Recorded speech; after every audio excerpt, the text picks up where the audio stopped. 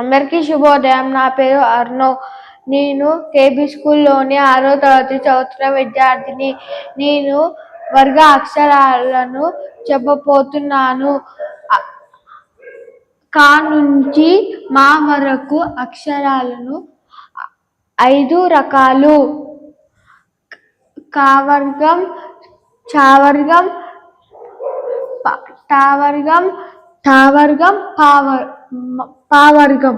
కావర్గం క ఖ గ ఘ ఞ.